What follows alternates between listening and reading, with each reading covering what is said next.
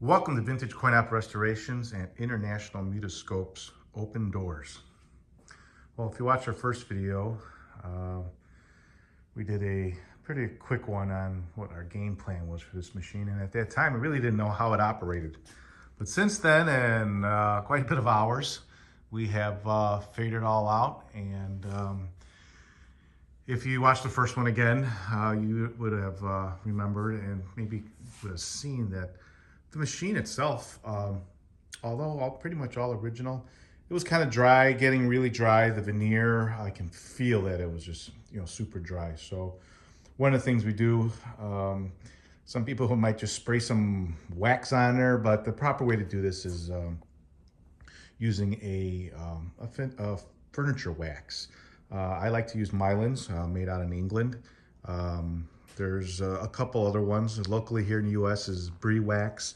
But basically what it is it's a mixture of carnauba waxes and some, I guess you're feeding the wood a little bit, especially because it's so dried out. But it comes in different colors, so you can hide some scratches. It's a very good product. And only thing is, when you put it on, you have to let it dry. You have to rub it in. And when it's dry, you've got some serious elbow grease. It probably took, I would just say for this unit, we probably got 3 hours waxing, taking it in there, and then letting it dry and buffing it all out. So it is a great product to use to keep some of those antique pieces looking very nice. But you need to do it regular. And if you remember, all this stuff was so chalky, but now, you don't want to refinish it, but it just brings it back to life.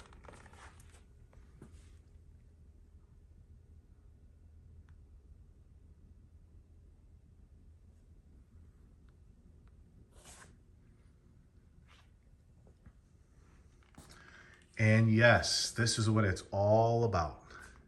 How do I get those terrific toys inside there? Let's zoom in on them. What do we have here? On the side, you can see the window. You've got a beautiful Cupid doll. You got Frank the Dinosaur in the center here, which is your grand prize. And you got Mickey Mouse here on the left. And also, I'm not sure if I had it, if I showed you it in the first video. There's a light fixture in there that was super crunchy. So I had an old incandescent bulb that I thought was appropriate with a little bit of an amber color to it that we put in there, and we rewired the whole fixture, put a new cord down there. So really happy the way it came out. We polished all the metal pretty much by hand. Some of this stuff is all pot metal. And if you're familiar with pot metal, it was a great product to use in the turn of the century. It was cheap, and they could plate it. They could do a lot with it. And it was a great product for that time. But as we come across these machines now in 2021, so many of them are dried out and they will crumble away. Why they're crumbling away, I really don't know. It's probably because of where they were stored over the years, and that seems to be a problem. This one, very, very good condition. I didn't see any crumbling of anything, but it was all oxidized, so we sat and took our time and polished these all by hand. So we're really pleased the way they came out.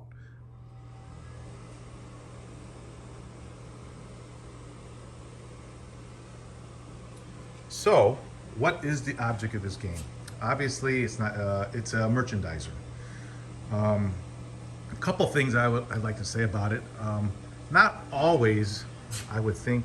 Not all the time. There may have not always been a actual item inside here. It could have been maybe a picture of one or a ticket or some sort, so that someone would take that to the clerk and say they wanted that, they want it, and they would show it, because when you do win, let's say you get the first door, which is this one, the door stays open, and it will stay open until the next person comes So part of the thing is, you know, you don't want anyone trying to get through or breaking the glass. So the whole machine probably wouldn't be too far from the clerk. It wouldn't be like left out on the street somewhere. And I'll kind of go over that in a minute. But the object of the game is to put your nickel in here with your thumb, and you'd be pushing it all the way into the back.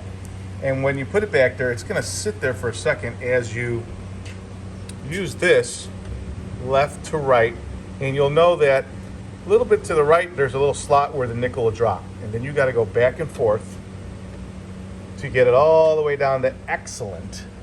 And then you need to get that nickel right to a certain spot where if you go too far back, the nickel will fall down and go right down the chute, and it'll collect right down here at the bottom. And then you don't win anything. So not only do you have to go left and right to play the game, right at the end there, you got to catch that nickel. And when you catch it there, you're going to push it to the right, and in turn, it's going to move that little lever down. And it's going to move it, and it will tell you which window that you're at. Like right here, it says window 1. And when you do that, it will pop this window 1, and you can come and grab your toy. The second window is all the way to the right. Third window in the center.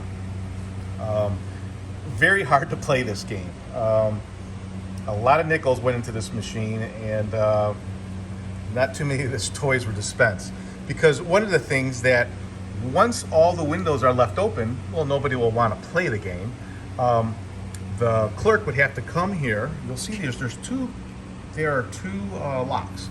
This one is for the door, okay? With this one down here is your reset. This resets all the pins. Now, if you remember from the first video, someone at one time restored this machine, and they hand painted it with some metallic paint. That metallic paint got into everything. Each one of these screws has a little shoulder, and that shoulder, it's got to be able to move freely. All these pieces have to move freely. And part of our problem with this whole machine was nothing moved at all, so it was all stuck.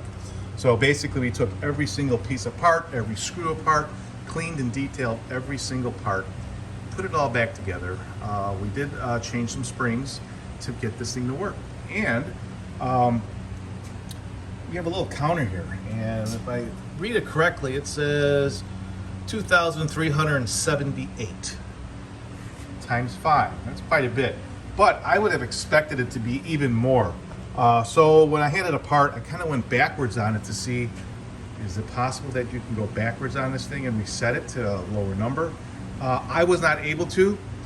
It is completely sealed, but I'm sure someone out there can probably figure it. I would expect this to have had more plays on it, but maybe it's from another machine. Could be. I'm not sure. It looks original, though this little bar here looks like someone welded it on.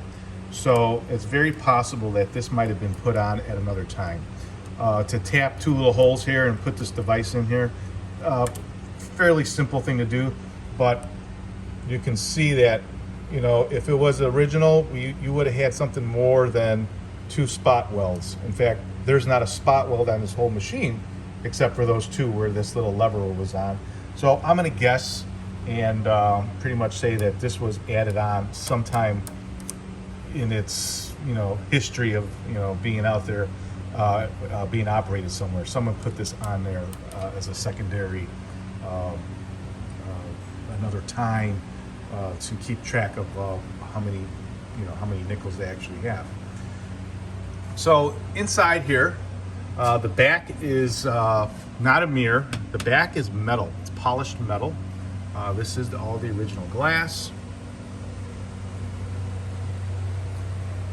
And like I said, as you play the game, you have these little pins that hold. Get it right here. I don't know if you can get. There you go. These little pins hold the windows in place, and they should open up very freely. And that was one of the problems that none of them really kind of open that quickly. I'm trying to zoom in here. So at a certain time when you get a wind, these are going to open up. And I'm just doing it manually right now. Sorry about that. There you go. So, and like I said, well, well, these are already up, so I could actually put them down. It's in the reset mode. And I'll do that later on when we actually play the game to show you how that reset works. So what I was saying is you'd be putting your nickel inside this, in the machine, and it's inside here, and then you would move it to this point where the nickel drops into the gameplay. So in the meantime, it pretty much just stays vertical, and it looks nicer this way than having it crooked. So, you know, with the two springs on each side, keeps it, you know, to make it look right.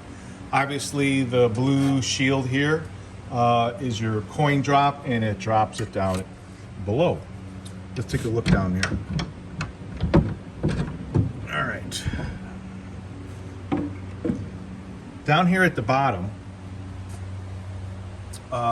basically all storage. Storage for little goodies that you could put in there. And there's your coin box where all the coins go into. We found a original lock and key because this machine definitely warrants to keep everything as possible, you know, old school. So I had a couple old locks. So let's see if I can open it. And inside are your coins. I'll reach in and get a couple so we can play this. And you can't keep this key in when you close the door, so there's just a little screw here we put. We'll just hang it on there. Let's put our door back in.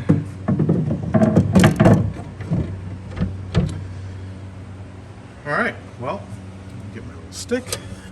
So that's what we're trying to get. We're trying to get this thing to open, and it looks so simple, but it is a incredible mechanism that someone thought of, drew this and designed this mechanism. It is it's not a smooth mechanism because it works on springs, so you are actually physically pushing that nickel. You're pushing that nickel you're using the coin as a pusher to actually operate all what goes on in here. And this right here is what you're pushing on. This little lever here is where the nickel is going to get lodged in between, and you're going to push. If you've been watching the whole video, you'll see that we had to change the front plexi on here because down here at the bottom, there's so much pressure that the nickel was, you know, pulling forward and pushing the plexi out. So by adding this plexi that is probably 1/8 of an inch thick, it's firm and the nickel will hold steady, and we could put that kind of pressure on there without having it accidentally pop out sometimes. So our little project with the whole plexi thing did work and solve the problem that we had with this machine. But as you can see, another thing, when I was, as you play the game and you pop a window, that nickel that actually popped the window is going to sit right there. So that also is a kind of a thing that if you didn't have a toy inside there, you could have had like a little, let's say a picture, and that's what you were going to win. Your clerk would come to the door and would say, okay, yes, you opened the window, you got the little ticket, but also you have to have a nickel there. That nickel proves that you just played that game and you had just won it. So that is a kind of like a proof, just like the early CoinMex on arcade games, where you look down and you see the nickel in the chute. The game was not tilted, and then whatever the payout for that particular game was, the clerk would pay you that amount. So we're going to go to part 2 in a second, and we're actually going to play it. So stay tuned.